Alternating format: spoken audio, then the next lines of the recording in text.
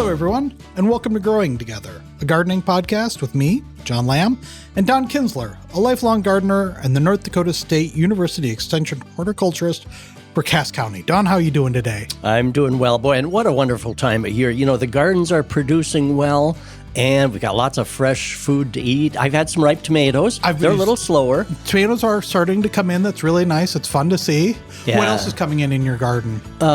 Cucumbers, string beans are just starting. And again, my garden was late because it was late spring. Yeah. In many cases.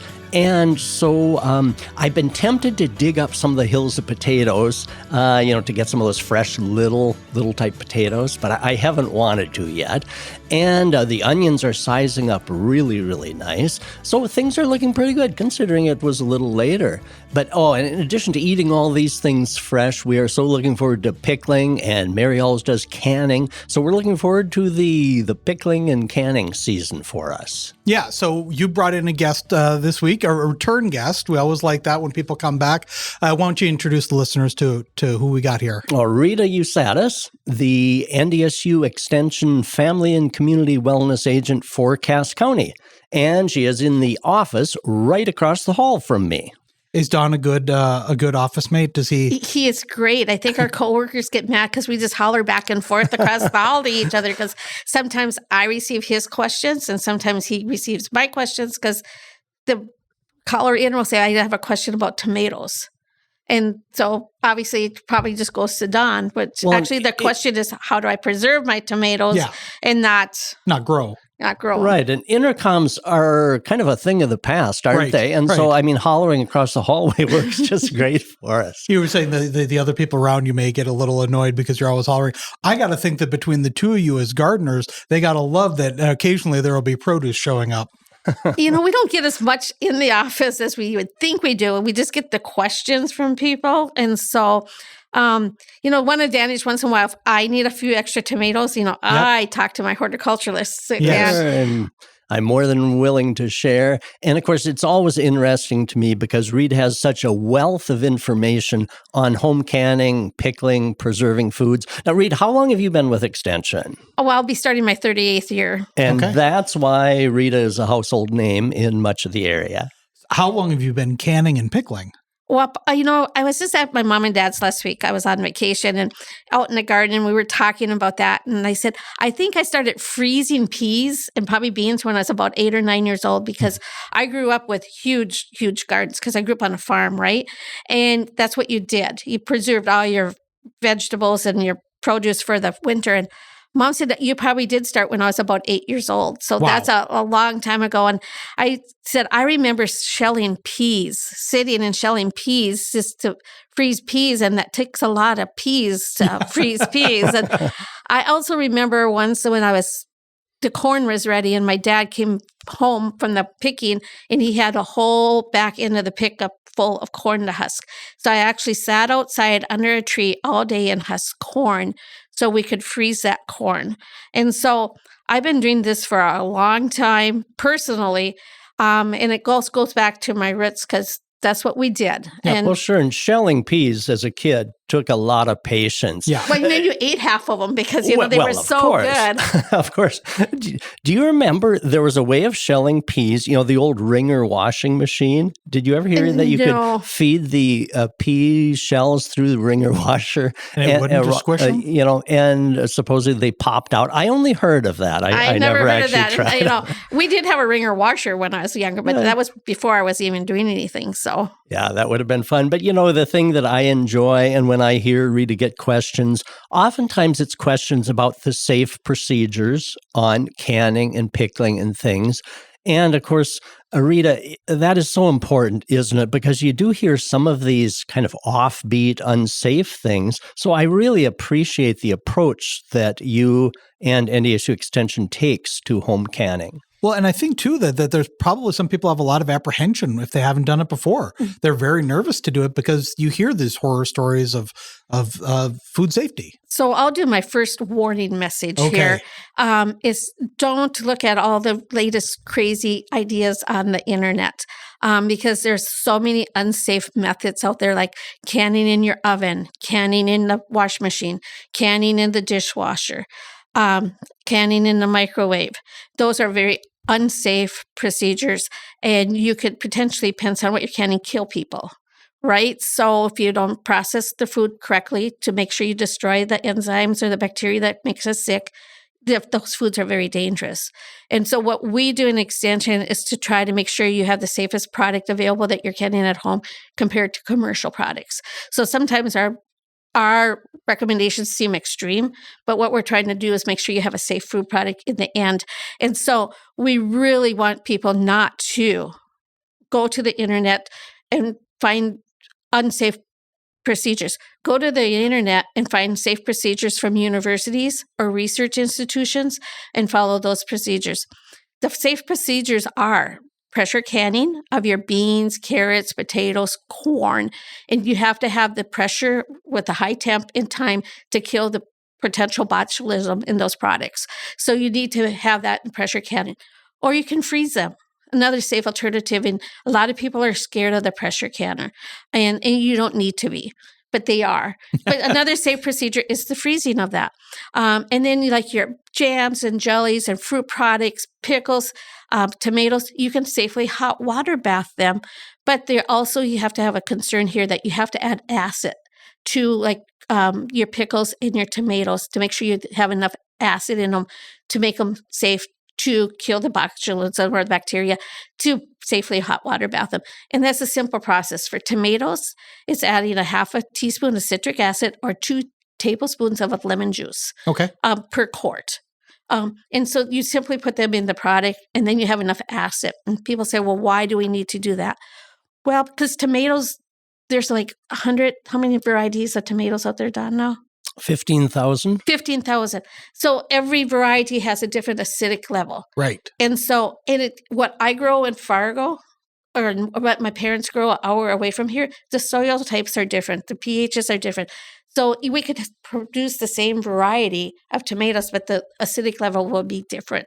So that's why we want you to add acid to your tomato products, just to make sure that that's a safe acidic level to process them with a hot water bath. Again, you can freeze tomatoes just as well. You can't freeze cucumbers for pickles. That'd be pretty gross pretty hard. once you thaw them out. Yeah. So the acidic that you're adding to your pickles is the vinegar. Yeah. And so you want to make sure you're using the right percentage of acidic vinegar. So when you're shopping for your vinegar, you want a 5% acidic level. Can you give us an example? I mean, not to name brand names or anything like that, but anything to look for. I mean, is there something on the front of the label that you would look for, right on the front of the label of any vinegar, it will tell you if it's a 4% acidic or 5% acidic or 1% acidic. So it's right on the front label. So you don't have to look at the back and the fine print and the small. It's on the front of all the labels. So you just got to look. I mean, you would think there's a brand name out there, which I'm not going to say, that you would think would be a 5% vinegar. However, they have designed a pickling vinegar with the spices and everything already included, and it's not a 5% vinegar. Really? Yeah. So we're right now, that's on the market. I haven't really seen it around here, but it might be out there on the internet. So you don't want that vinegar. So just make sure you're using a 5%. We also want like a white vinegar that makes a nicer, clearer kind of presentation and a liquid in your product. So that's the acidic you add to your cucumbers. And so one of my favorite questions of the year is, they always say, my cucumbers are soft. What did I do wrong? Well, I always start with, well, what did you plant for cucumbers? And they go, well, I don't know. So if you bought a slicing variety cucumber, they're not going to be a pickle. Right. And you're going to have a soft pickle. And you probably have a cloudy liquid. You want to make sure if you're doing cucumbers, you actually planted a pickling variety. Yep, that's exactly why the plant breeders developed pickling types. And so when a person looks at seed catalogs, they're divided into slicers and picklers. Okay. And because definitely, as you say, Rita, certain cucumbers just will turn mushy if pickled. Others maintain their rigidity. Yeah. And so even if you're going to the farmer's market and you're buying cucumbers, make sure you're buying a pickling one if you want pickles, or a slicing one if you just want to eat them. And so, 2 weeks ago, I was also home, and our cucumbers were ready at home. And we actually had a burpless variety of cucumber, and people say, can you use burpless varieties for pickling? Yeah, they make great refrigerator pickles. Yeah. And what I mean by that is you just make them and they store in the refrigerator. You don't put them in a jar and process them and put them on a shelf. Yeah, so with refrigerator pickles, just to draw that out, like what you don't need the acid, you don't need anything like that. Actually, you want more sugar in that. Well, actually, you still have vinegar in it. You still make a brine with sugar and vinegar and spices. So you still need the acid, but you don't need. You make them, you put them in the fridge, you eat them within a month to 2 months. You're not sealing them. You're not trying to put them on the shelf to last all winter long. And yet the acidity keeps them fresh. Yeah. And exactly. Refrigerator pickles should be consumed within 30 days to in a much 45. much smaller window. So, my mom, and my folks are in their 80s, and I don't know why she decided she needed to do 2 batches of refrigerated pickles, but now we have 2 big ice cream pails of refrigerated pickles at home that they need to eat here, quite soon. So that's a good question, too. It brings up a good question, too. Can, refrigerator pickles, you're using a vinegar, sugar brine in there. Can you put that's safe in a plastic? Yeah. Make sure it's a food-grade plastic. Okay. So, ice cream pails work great because you buy ice cream in them, they're already a food-grade plastic. Yeah. So make sure you're using a food-grade plastic for anything that you plan on using food in. Okay. So even Tupperware, things like that, are those are all food-grade. Okay. Mm-hmm. What I love about this discussion is we can have so much confidence in this information because it's tested and scientifically science-based. Tested. Yes, exactly. And so we can have so much confidence in it versus something that you see on Facebook. And it worked. Someone can say it worked for me. And that person may have gotten lucky. But so that's a good comment. So, they're always doing research and updating information. And so, one of the sources we recommend is obviously research universities or NDSU extension publications because they're all up to date.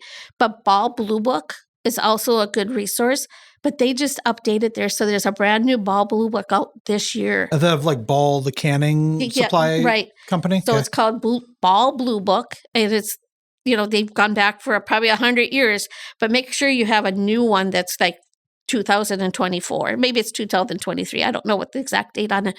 And get rid of all those other ones that are, say, 1950 on there, 1960 on there, even, 2012, because the recommendations have changed because research changes all the time. So make sure you're using up-to-date information when you are canning any product, not just pickles, but any product. And don't go to the old church cookbooks or your mom's recipe container, your grandma's recipe container, and your favorite line, well, I've never gotten sick before. Well, you've probably been lucky. Right. That's a good point, Rita, because I've inherited some cookbooks from my mother and grandmother. And when I've looked back at some of my grandmother's books on how to can, it's frightening. Mm-hmm. Some of the things that they did, and it is. They apparently were lucky. But there maybe were cases of botulism and death attributed to those. We always say that a lot of times past generations had a lot of upset stomachs or a 24-hour flu. And we think that might been a foodborne illness. It would make sense. Yeah, in place of the flu bug because of the way they were handling food and not preserving it with anything that they knew of at the time. They did the best that they could do at the time with the information they had. And so one of my questions last year, I got this lady had bought cucumbers at the farmer's market and had put 83 quarts of jars, her cucumbers in there and her brine in them and put them in the garage overnight because she didn't have time to process them. Ooh. And she called the next morning and they all had a white foam on them. And she wanted me to know how to get rid of that foam. And it's they're spoiling. Dumping them. You're dumping them. And that's she's how you get rid of them. And she said, do you know how much time that was and how much money? I said, I do realize that, but there's nothing you can do to save your cucumbers or your pickles at this time. So my point is, don't buy too much and try to do too much. You got to do it the amount you can do at the time you're doing it. Right. And we always say it's best to pick your cucumbers or your tomatoes, your beans, and process them within 24 hours because that's going to be the freshest product. Because you can't take a product that's not nice and think you're going to have a nice product. So your product's going to turn out as with what you start with. Sure. So shriveled old cucumbers aren't going to get any better. They're not going to give you a nice pickle, Don. Right. They're going to give you a shriveled old pickle. So within 24 hours, you want to process those. And I'm sure you say the same thing like with tomatoes that might have blemishes or some spotting, bacterial spots on and fungus type spots. I'm sure the same thing holds true with the tomato fruit. We tell you to eat those and not process them. Sure, cut away the we don't want bad you to part and just preserve eat anything that has from a dead or diseased vine. And then when the frost hits, nothing from a frost-killed vine as well. Because, again, we don't know what that bacteria is, so we don't know if it's going to get killed or destroyed. So can't use anything from a diseased vine or that has a blemish on them, but they're fine for eating, for cutting them away. You talked about, that you want to process these foods in 24 hours after you pick them to preserve their flavor. Just out of curiosity, as somebody who's pickled for a long time, how, if you pull out a jar of tomatoes in January, just give me an idea, like how, because you go to a store, you go to a grocery store and you buy a tomato in January and you could tell that's not a real fresh tomato. That's, it's something else. I mean, it is a tomato, but it's still. How fresh does it taste? Coming, if you've jarred them successfully, if you've jarred tomatoes successfully, how fresh does it taste? So with your tomatoes, it's not going to taste like a fresh tomato because what you're processing is either a salsa or a juice or a crushed tomato that you're going to put in a product. Or tomato sauce. Or tomato sauce that you're going to use a product. Yep. But if you had a good quality tomato and you process it early, it should still have a really nice flavor to it. And again, it depends on if you put salt in it or any of that product too, but it should be fine for with a good flavor and consistency. If, in all honesty, and everyone's going to say, there's no way I have enough tomatoes in 24 hours. I understand that. So they do sit there probably for a week until you get enough tomatoes to make a canner full. Yeah. Because not everyone has 29 plants or 39 plants. My mom and dad have 4 plants at their house, right? So it's going to take us, well, actually, there's lots of tomatoes on their plants right now. So it might take 1 week to get enough tomatoes to do a canner of like whole tomatoes. And so we can hold tomatoes at home because that's the only way you can make chili. Yep. You have to have home canned tomatoes. You can't have the store-bought ones. Well, tomatoes do hold their quality quite nicely off the vine. Mm-hmm. So it gives you some time because we've run into the same thing. Sometimes just in one picking, you don't get enough. So you maybe have to do a couple of pickings, but they do hold their quality, unlike things like cucumbers and things and other vegetables. Don't put them in the refrigerator for tomatoes. Good point. Just let them sit on your cupboard or... Yeah, it's like this is not necessarily pickling, but if you slice a tomato, you pick a garden tomato, you slice it for a sandwich that you're having that afternoon, what's the best way to store a half of a tomato? Well, actually, at that point, you probably will want to put it in the fridge because you have sliced it and you don't know if your utensil was totally clean. Yeah. So there could be some kind of bacteria or something on that. But normally, you do not store tomatoes in a refrigerator. Right, whole tomatoes. Yeah. Because tomatoes are a warm season plant, warm season crop. And if you take that fruit and stick it in a refrigerator, that tomato just says, wow, I'm not in the tropics any longer. And it changes the flavor and the texture.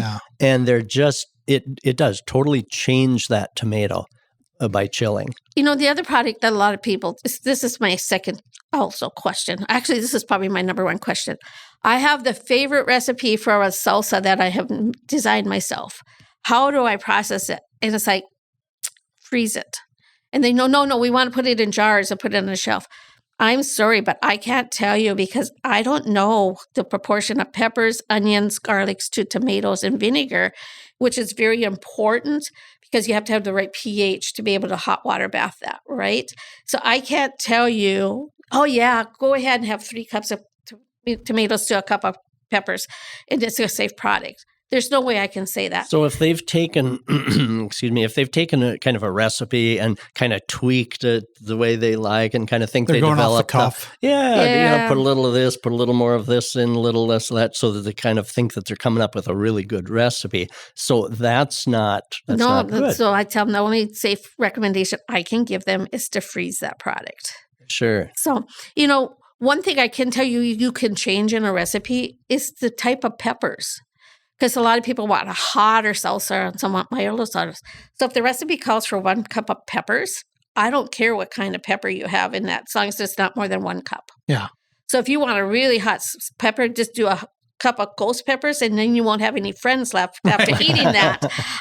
If you're even still alive. Right. So what you can change the type of pepper, but not the amount in salsa if you have a tested recipe. That's the only alteration you can make. So you mentioned the proportion of the pepper to the tomato. Now, why is that proportion important? Well, peppers and onions and celeries are pH different than the tomatoes. So the peppers and tomatoes and salsa in that, those are normally products that we need to pressure can. Sure. But so I we're suppose putting they're with not the as acidic, acid. yeah, Sure. so we're putting with the acidic tomatoes and vinegar.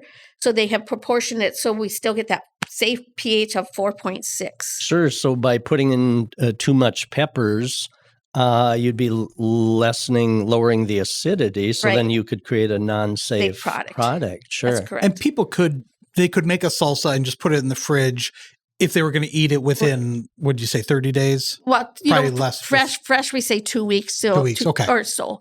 But you can freeze it. And a lot of people don't have freezer space. And they say, oh, my tomato salsa or whatever gets runny. And it probably does get more liquid in it when you freeze it. But just stir it up and it won't be a thick salsa like sometimes people make. It's interesting that freezing keeps it safe, whereas canning it in a jar would be unsafe. Yeah, and so the difference there is because by canning it in a jar, you're putting it into this unsafe conditions of time, temperature. Sure, and it's going to sit at room temperature. Right, and sure. so if you give the like your beans and peas and stuff, if you give them the wrong time and temperature, that's when the bacteria grows and multiplies, and that's what makes you sick. Sure, because most of us, after we can like salsa, it sits like in the pantry or on a shelf somewhere. And so it's at a room temperature that I suppose if it's not processed properly at room temperature, those bacteria could grow and that's why problems. You have to have the right balance of the acid. Sure. All right, let's take a quick little break. When we come back, more with Rita Ussatis and pickling and canning our produce from the garden.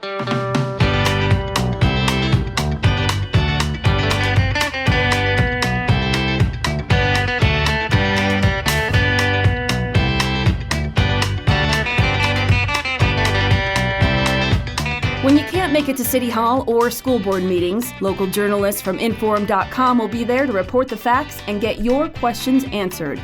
Local news works for you. Stay up to date at Inforum.com. All right, we're back with Rita Ussatis from NDSU Extension, and you are pickling. Can we say expert? No, I'm not an expert. Okay. Because she is.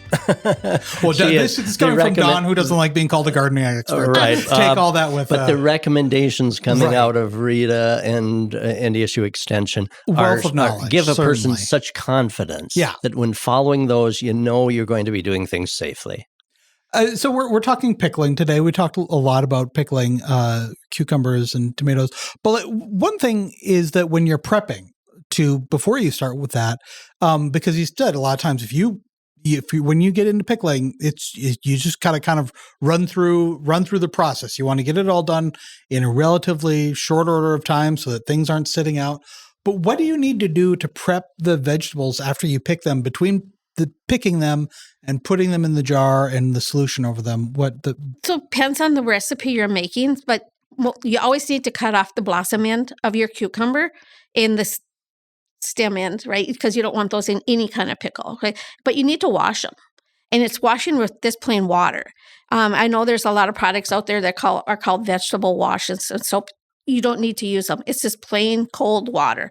And then depends on the pickle you're making. Some of them you have to let them dry before you put them in the jar with the brine. And some of the recipes, you have to make the brine ahead of time and let it cool down because you don't want to put the hot liquid on the cucumber.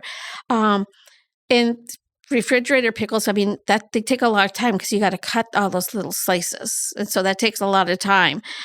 And so there's some machines out there that like cucumber slicers and stuff go really fast too. And so they're kind of fun to use if you want to. And we should say with all these recipes on the NDSU Extension site, there are links, or do you post a lot of these recipes? Or so if you actually Google NDSU Extension food preservation publications, it should bring you to a whole list of our webpage. And then on the left side of the webpage, it actually goes into like fruits and fruit products, jams and jellies, tomatoes, salsa, pickles, vegetables, and meat. Dehydrating, freezing. So, depends on whatever method you want to do. Right. And then once you hit like the tomato one, then it will break it down into like tomatoes, salsa. It then breaks it down even more. And then within the publication, there's like tomato sauce, crushed tomatoes, whole tomatoes. And I didn't bring this up earlier, but it depends on where you live too, how long you process them. Like right in the elevation? The elevation. Oh, sure. And our elevation changes kind of out at Castleton. Really? Yes. And then we go up to another elevation. Does that affect the processing timing, I suppose the pressure or something? Yeah. So interesting. So when people call, I ask where you live, people go, why do you need to know where I live? Well, I need to know if you're in Fargo, North Dakota, or if you're in Valley City, North Dakota, or if you're calling from Dickinson, North Dakota, because the processing time will change probably 5 minutes between each one of those. So that's really interesting. I did not even think about that. Yeah.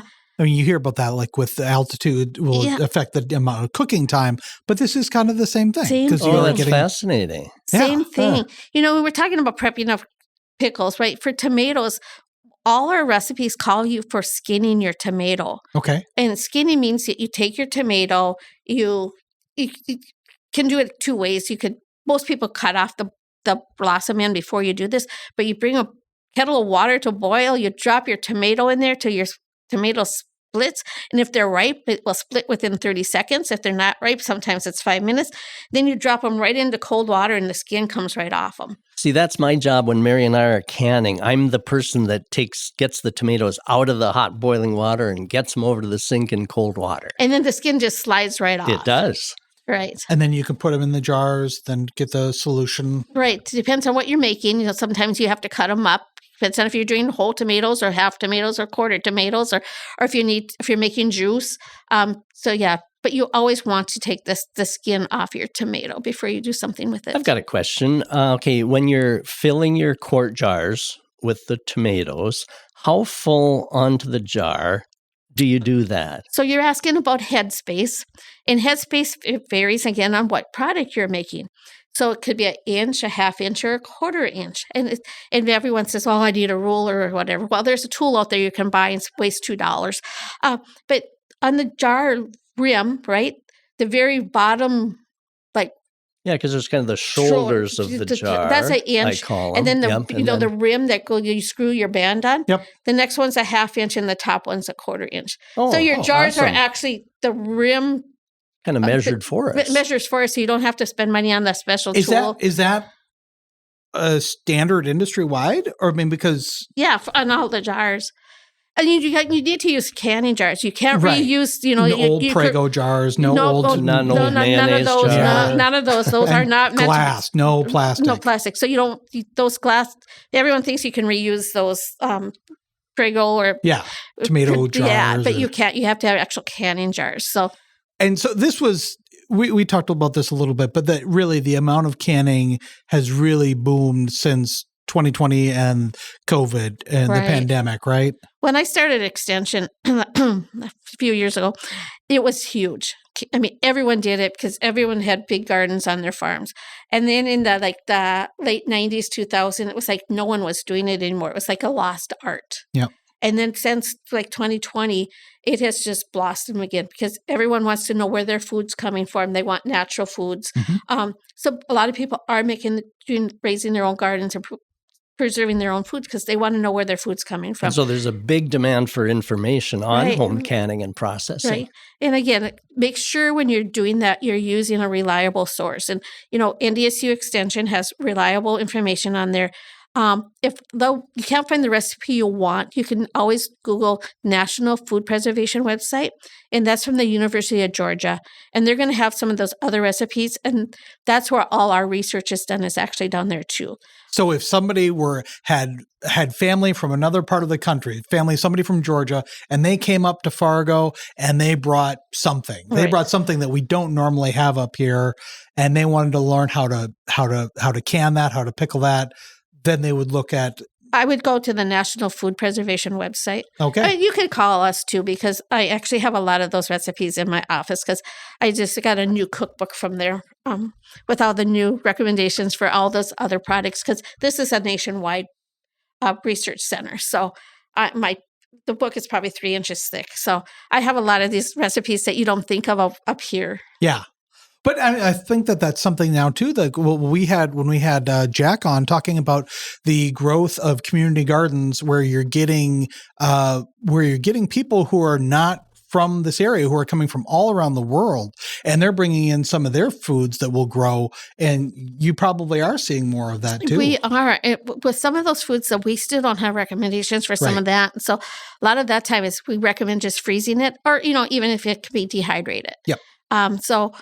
We still have some products we don't know how to safely preserve for the winter months either. Yeah. So, one comment you made, Rita, that I've been smiling about the whole program is you mentioned that some people are kind of hesitant to pressure can. Right. And, it's interesting. I grew up, my mom did all of hers pressure can, but I remember as kids, we were watching that pressure can, or this big equipment with the gauge up on the top, thinking, wow, is that thing going to blow? And it never did. No. Mom's material always came out so safe and wonderful. So I think my mom so used I that. I learned how easy it is to pressure can. I think my mom used that as an opportunity to clear the house out so that nobody bothered her, just to give herself a little bit more space so that she could relax and do things in her time and not have kids hanging around. So let's talk about those pressure canners. If you have a dial gauge, you need to have that dial gauge checked to make sure the pressure, that your gauge is still working. So it's very important that you have that correct gauge. So we do that at our office free of charge. We actually have a pressure gauge tester, and I know mine's up to date because I just sent it in and got mine recalibrated. So mine's up to date and accurate. So you just simply bring me your gauge. Okay. Take it off the cover, bring your gauge in. They don't need to bring in the whole pot. Nope, just the gauge.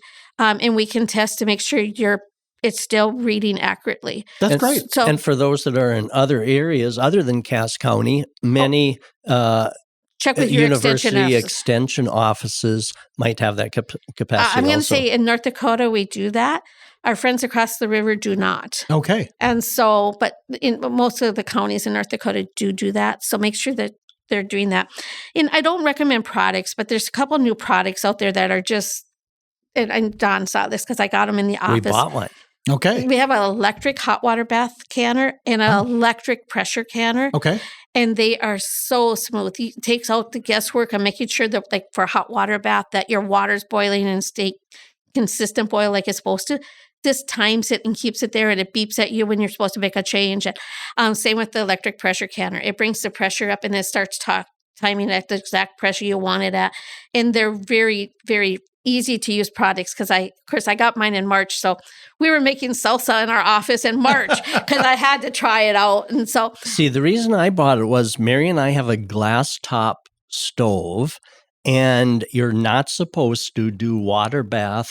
Well, actually, you're not supposed to can on a glass top stove, hot water bath or pressure can. That's a lot of weight on that glass top sure. stove. And it's not because of the safe product. You could crack your glass top. You could crack your glass top. Okay. So these units that Rita got for demo, and I bought one, they are a self-standing unit. They don't go on the stove. They're self-standing over on a cupboard countertop, and you can it on that in that self-standing unit. So I don't have to worry about cracking our glass top stove, which we should not have been doing. Right. And the other thing that's really good about those, I mean, if you ever lifted a canner, you know how heavy they are, they right? are.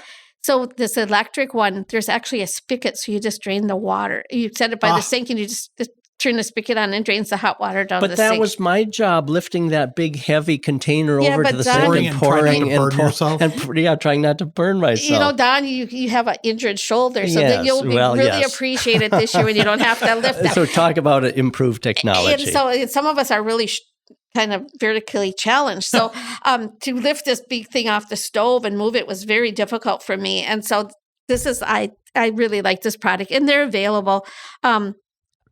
on the internet. But so I won't give a brand name or anything, but there are things that people can look for if they want to. And one of the big product that you need is a jar. Like you said, you need a food safe jar, a canning jar. And during 2020, during the pandemic, those were really hard to come by. Have we seen, is there a rebound? Yeah, there's no product shortage out there for jars or lids.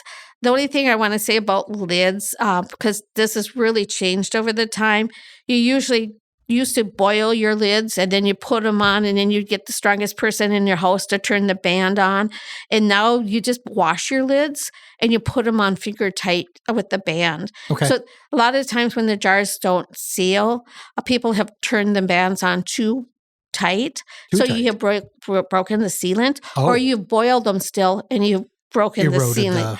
And so make sure when you're looking at your lids that you're following the manufacturer instructions on what they say, how to prepare them. If it's to wash them or wash them in warm water, and then it's always just finger tight.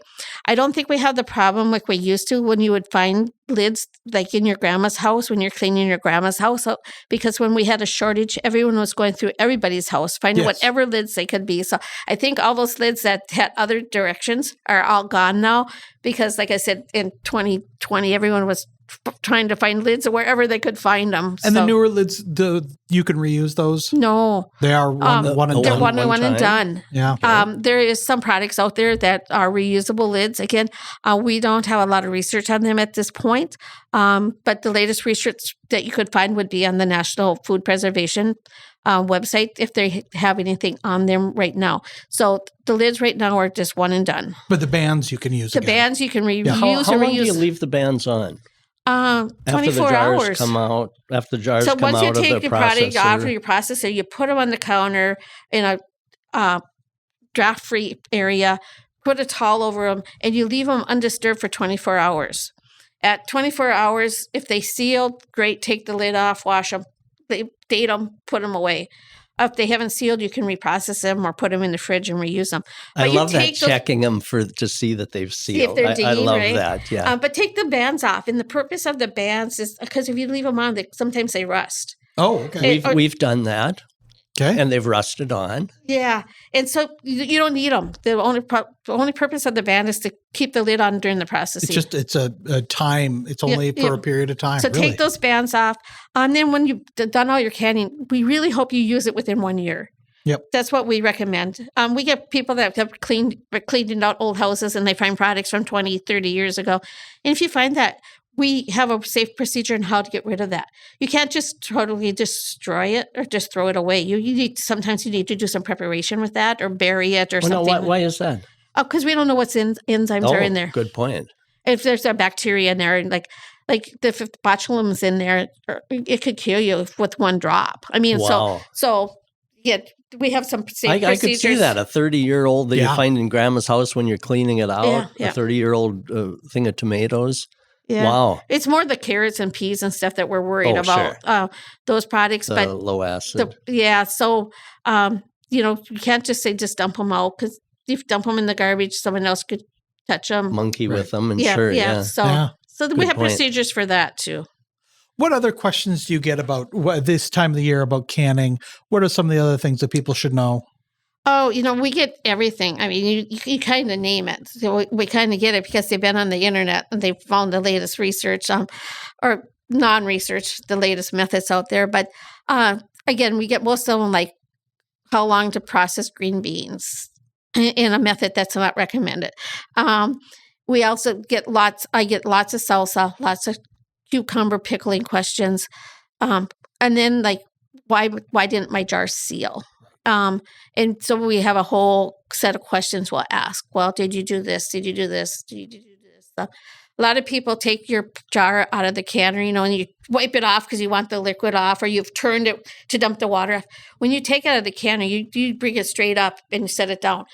Let the liquid sit there. Don't dump it to the side to get the liquid off. Don't wipe it off because that disturbs the seal. Just leave it there. Up on the top. Don, just leave it there. Don't touch it. Yep, I believe it. You see, I'm learning lots. So there's lots of little methods, but we have all those simple directions on the 12 steps to water bathing. We have a publication on that as well.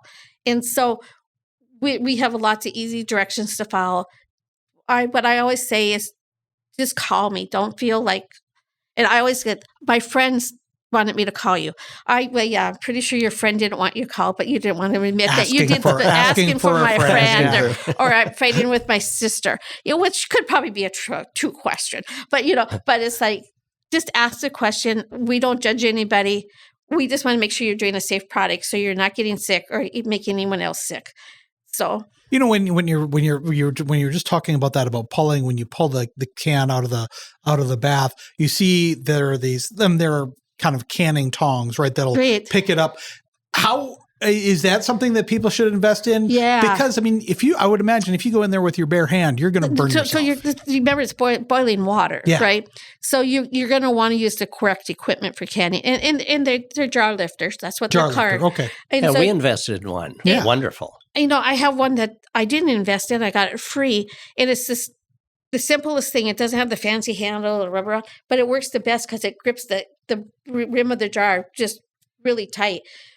Sometimes the more expensive or bigger or bulkier, you don't really need all that. You need one that's just going to grip the jar really good at the neck of the jar, so you can lift it and set it down. So you use that several times during canning, like when you're sterilizing your jars. And that's the other question I get a lot is about sterilizing jars. You can wash your jars in the dishwasher and keep them hot. Okay. And, otherwise the other method is to put them in the boiling water and steam them for 10 minutes. Okay. And but it's safe to sterilize your jars in the dishwasher and keep them hot. All right. So there's just so much, but just feel free to call me at the extension office. That's the Cass County Extension Office, and ask the questions. We don't judge people. We will try to give you the best answer we can get. Sometimes, actually, even though I've done this for years, takes me time to look up the answer because I've never heard of what you've been doing or how you did it. So I'm not just going to give you an answer unless I know it's a correct answer. What's the best number to call? Our extension office number is 701-241-5700. And that's the best number to call to ask the questions. And they'll transfer the phone message to me. So and you said also too, if people have a kind of a basic question or if they're looking for particular recipes, they can look up the extension website, Google the extension website. Right. It's the Google NDSU Extension Food Preservation website. That's the easiest way in place of trying to give you a whole address that's like 39 letters long. Slashes, backbashes. So just Google that. And again, if you have something that's from another area of the States, I would actually Google the National Food Preservation website. Don, what will you be canning this year? Oh, tomatoes for sure. Lots and lots of tomatoes. And it's interesting, as we were discussing here, I was thinking, of course, I lead a simple life, but one of life's greatest pleasures is looking at pantry shelves lined with jars of pickles and tomatoes and everything else. It is just amazing. When my mom did lots and lots of canning, and that always impressed me. You had a winter's food supply right there, and it was all homegrown, fresh, nutritious. And gosh, so this has been a great discussion. Yeah. So again, feel free to reach out to us and, have a good canning season. Can put you on the spot here. What's your favorite thing to can or eat canned? What's salsa. What's the one thing? Yeah. So what do you put in your salsa? Well, I shouldn't really say this, but I use the real easy method. Okay. There's some product out there that tried and true. There's no problem with that. It's a dried. Your vegetables are dehydrated. Okay. They're packages, and you just add your tomatoes and vinegar to that, and you cook it down and process it. And How many jars will you do a year? Depends on how many family members need it during the year. How many deserve it? How many get it this year? We are actually out of salsa at our family this year. Last year, apparently, we didn't can as much as I thought we did. So we are actually all out. And so depends on the tomato crop or, because we have about 3 gardens between my mom and dad, my sister, and my niece. And so I would say we'd probably do like 45 jars maybe of salsa or so. And the other product we all have to have is the whole tomatoes. so we can make chili. I was going to say, that's my favorite. That's where most of ours go, are the quarts of whole tomatoes that end up in chili. And both Don, Rita it's and not chili season yet. Rita so. and my wife both tell me you can't have chili during the summertime. So I look forward to fall and winter because apparently that's chili season. Yeah. We're getting close. That's the thing that I really like about canning too, is that because it can be a big operation, it can bring families together. It could become a family event. It could become a neighborhood event or friends together. And it's that communal, another aspect of the communal aspect of food. I said aspect twice, but it's another element of that food is sharing, and sharing what you've grown or what you've canned. It's really kind of a wonderful thing. Yeah, great discussion. Thanks, Rita, for joining us today. Thanks for having me. Yeah, this has been great. So any kind of upcoming events, Extension's always great for having events, community events that are out to educate.